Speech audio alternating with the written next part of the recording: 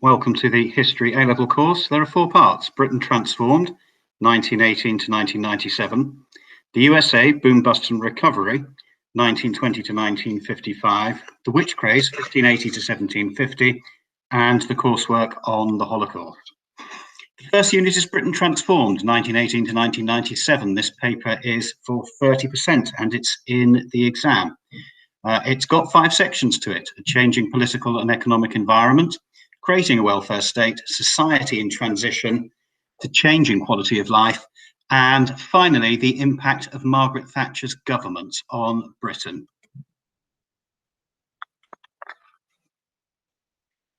First part is the changing political and economic environment from 1918 to 1979. All of these themes run from 1918 to 1979, with Margaret Thatcher at the end. In this unit, the changing political landscape looks at the fortunes of political parties and governments from 1918 to 1979. This includes the decline of the Liberal Party, the rise of the Labour Party, and the success of the Conservative Party in winning power. Our section on economic change investigates how governments dealt with changing economic problems across the decades, including the Depression in the 1930s and the turbulent 1970s. We also look at the changing workplace, and this includes the major conflicts between the government and trade unions in the 1920s and the 1970s. Our second section has 3 themes: welfare support, health, and education. The first theme in section 2 is the creation of the welfare state.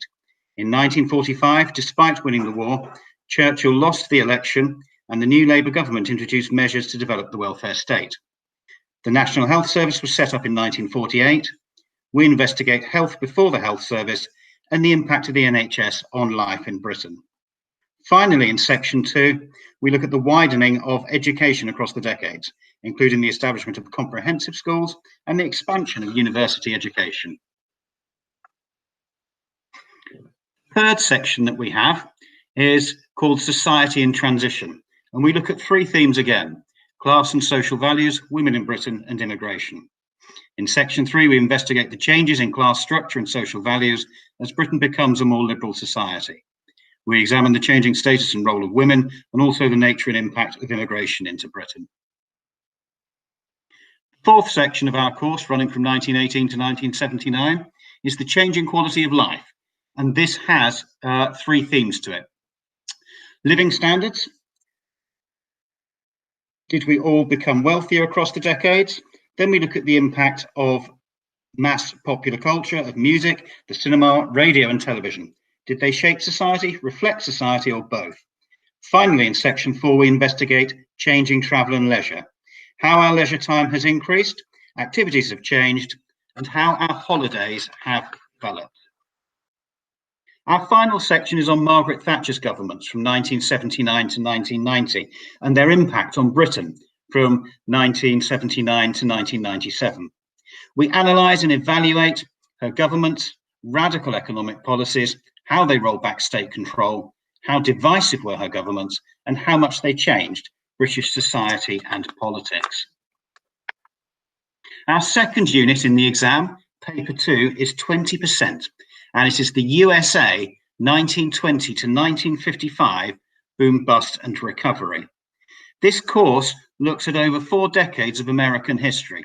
It's taught chronologically, as you can see on the slide. We look at the 1920s boom years, the bust years of the 1930s, and the recovery of the USA linked to World War II. We then start to see the Cold War impinging on domestic policy in the USA. Although the course is taught chronologically, there are themes that are evident throughout each of the time periods. These are the economy, looking at the state of the US economy, but also how politicians were dealing with the economic issues that arose. Second theme, society, examining the experience of women and minorities, African Americans, Native Americans, Asian Americans, Latin Americans. This also includes issues of gangsterism and concerns over immigration in the 1920s and 1930s. The third theme is culture, analysing the transformation of US culture in these time periods, surrounding key technological developments such as radio and cinema. It also considers the impact of television later on. We also look at the growth of sport.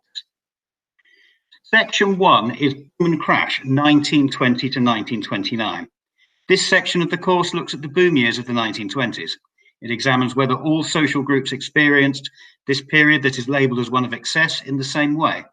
We also examine how this was a time of paradox, the Harlem Renaissance and popularity of jazz, highlighting greater acceptance of African American culture, sharply contrasting with the sharp rise in popularity of the Ku Klux Klan. It was also a period of lawlessness from workers to presidents who wanted to drink alcohol, as at the time it was banned. Section 2, the Depression and the New Deal, 1929 to 1938. The 1930s were a time of economic depression in the USA. Starting with the Wall Street crash of 1929, we see American governments trying to tackle the economic crisis in different ways. The Republicans tried to stick to laissez-faire principles, less government involvement. When this failed, Democratic President Franklin Roosevelt was elected with his promise to try anything he could to get the economy back on track. With FDR came greater government involvement with the first and second New Deals. Section 3, the impact of the New Deal and the Second World War on the USA to 1945. The New Deal's impact is subject to historical debates. However, the impact of the Second World War on the recovery of the US economy is clear.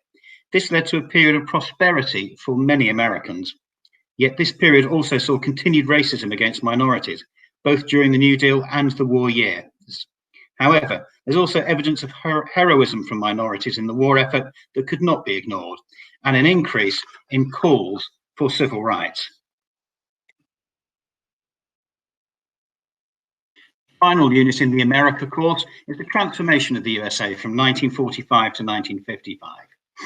This last time period sees an America that is now part of a Cold War struggle with the Soviet Union. Politicians now fear they're fighting a battle with the enemy within, spies and communists who mean to undermine the USA. This is the time of the arms race and evidence that espionage was successfully taking place. But this led to a period of witch hunting within America. Senator Joseph McCarthy raised concerns that Hollywood was rife with communist sympathizers, as were other aspects of American society and government, even the armed services. This period also saw important changes in society, with developments in the civil rights movements making inroads into removing the Jim Crow segregation laws in the southern states, which had been in place since the late 1800s. It also saw developments in culture, including a new teen culture that coincided with the growth of the popularity of rock and roll music. To prepare for this side of the course, we need to make sure that you are clear on two key aspects of the history of the USA. Firstly, you need to understand the system of government in the United States. Secondly, you need to understand the huge significance of the topic of race in US history. To assist you, we've devised a series of tasks for you and included reference to a variety of websites. This must be completed before you start the course in September so you can fully access the material. This also goes for the Britain course, and you will see that there is a summer task that also needs to be completed before you start the course in September. Our third unit is the witch craze. Between 1580 and 1750, tens of thousands of people, mainly women, were executed for witchcraft in Europe and North America and in Britain. We investigate the causes of the witch craze, 5 case studies, and the eventual decline of the witch craze and the reasons for that. The fourth unit is not an exam, but your coursework.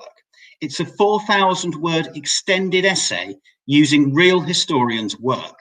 It is a debate on the origins of the Holocaust, and the main aspect of the debate is how far the Holocaust was a long-term plan.